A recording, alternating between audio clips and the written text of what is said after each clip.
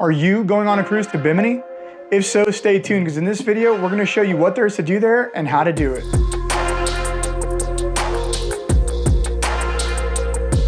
All right, we recently got back from Bimini on a Virgin cruise. We were excited because this is a port we had never been to. We love exploring and decided we were going to rent a golf cart and go check out the island. Now, one thing for you to know is that Bimini is very small. The entire island is actually under 5 miles long. So let's jump into it. This is where the cruise port is in Bimini. It's towards the northern end of the island.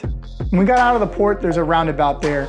We started looking around for golf carts. The prices started around $80, and the further away we walked, which really doesn't make sense, it went up to about $120. We went back to the first guy that was the $80 golf cart, and I held out $60 and said, hey, this is all I have.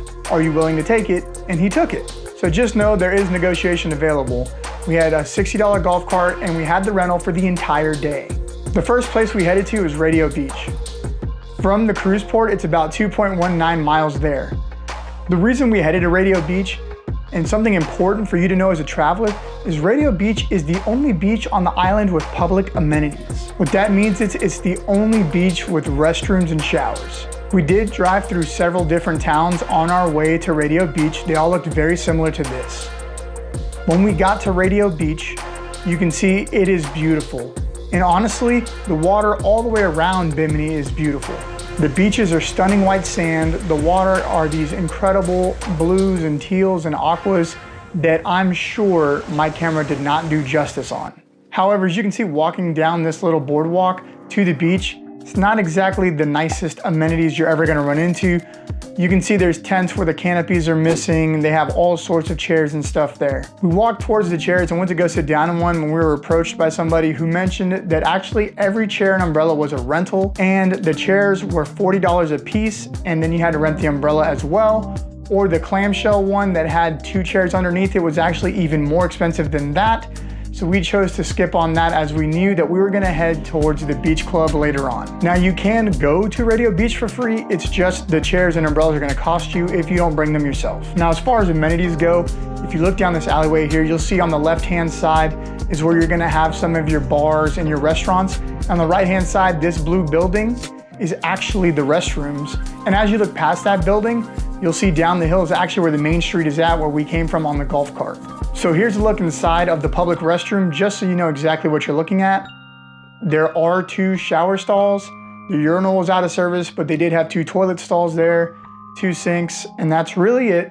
That's probably all you need, but at least you have somewhere to use the restroom. From Radio Beach, we decided we were gonna head to Shipwreck Beach and check out Shipwreck Beach, another highly rated beach. Now that beach is really close to Radio Beach. It's actually the southernmost point on Bimini, and it's only about half a mile from Radio Beach, so it's a pretty quick drive. And if you were wanting to walk to Shipwreck Beach from the cruise port, it's only about 2.5 miles. Now Radio Beach was really cool. We actually parked up in this little like foresty wooded area.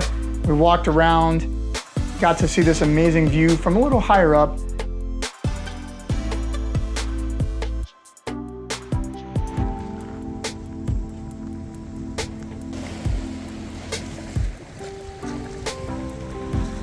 And then walked down to the beach. We got to enjoy the beautiful beach. However, as we came around that southern tip, you can see here, it's pretty disgusting. There was a lot of litter and trash that is being collected on this beach.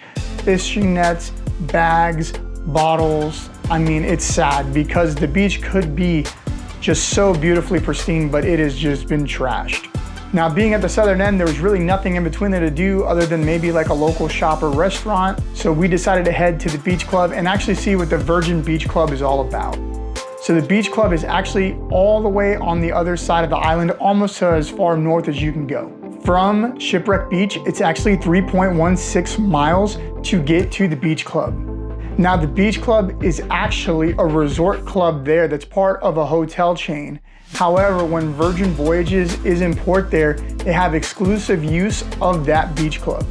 We drove past the beach club just to see what else was there, and it actually dead ends into a neighborhood where you can't go very far past it.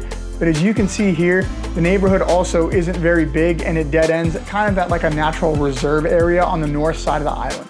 So let's jump into the beach club. As soon as you walk into the beach club, you're gonna have a bar immediately there, and you walk out through the bar and you're into the pool deck area. The pool is actually two separate pools, one on your left and one on your right. There are loungers and chairs all around the pool area, several bars you can get drinks at, and then of course the food is set up all the way towards the front. Because we chose to do some exploring first, by the time we got to the beach club, there were no open loungers by the pool that didn't already have bags or towels on them, so we continued on down to the beach. And the beach also had tons and tons of loungers available. There was probably several hundred loungers. However, once again, because we went exploring first, by the time we got there, there were very few left. We actually got the last two in the very front row, all the way on the north end side against the boundary. And those were literally the last chairs. Now, as you can tell by the video of the pool, it's actually very calm initially. There's just kind of some general music playing. People are just kind of lounging in the pool and all that. Nothing really happened until after lunchtime. For lunch, you can see our food here. And I gotta tell you, this was the only food disappointment really on Virgin for us.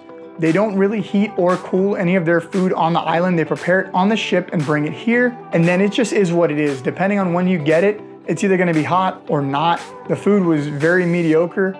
However, the rest of the food on the ship is fantastic, and we'll do a full review for you on that later. So just know that the food on the island is not gonna be fantastic, but it's free and it's included. The drinks on the island were about the same price, about $13 to $15 for cocktails. And you could use your bar tab right there on the island, just like you would on the ship, just scanning your little wristband. The beach at the beach club is really nice. It's just on the other side of this little rope.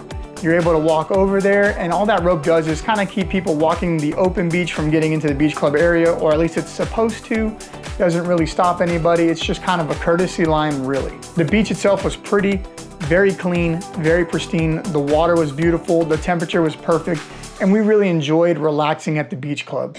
Around 1 o'clock, the atmosphere changed, or at least Virgin tried to change the atmosphere into more of a party vibe. They brought out dancers that would stand on either side of a stage and move around the pool, trying to get people hyped up.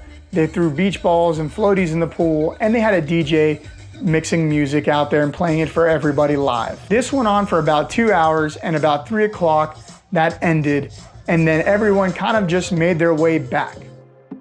We drove our golf cart back to the meeting point of the golf cart, dropped it off there, and it just so happens the tram pickup spot was right there as well. So we hopped on the tram and went back to the port, and this time we rode it all the way back to the ship. When you ride the tram back to the ship, it does drop you off at the roundabout right there in front of the ship. And as you're walking to it, you get a great opportunity to take a picturesque photo with the entire ship in the background. And honestly, guys, that about wraps it up for Bimini. There's really not much to do there unless you're gonna go book an excursion with the cruise line. There's literally nothing to see or do on Bimini. My advice to you is, if you're there on a Virgin cruise, go to the beach club. The beaches look the same, except that one's clean and you have way nicer amenities. You can get drinks, you have chairs that are included in shade, you have a pool if you wanna rinse off in the pool, where the public beaches literally don't have anything, and you're gonna have to spend money if you're gonna stay there, unless you're gonna just be sitting in the sand. If you're not there on a Virgin cruise, obviously I'm gonna recommend Radio Beach, because one, there was way less litter on the beach, and two, Radio Beach has amenities for you. There's bars, there's food, and there's a public restroom. So at least you don't have to go hungry, you have a place to use the restroom, and it's just nice to have a couple of those amenities. And like I said, Shipwreck Beach, while it is pretty on the southern end, just had a lot of litter there, and there were no chairs or bathrooms there. Hopefully you found this port guide helpful, and if it was, check out another port guide right here. We're gonna have a review coming up for you on the Virgin cruise itself to let you know our experience on Virgin and whether we thought it was great or so-so. Thanks for watching, and we'll see you guys on the next video.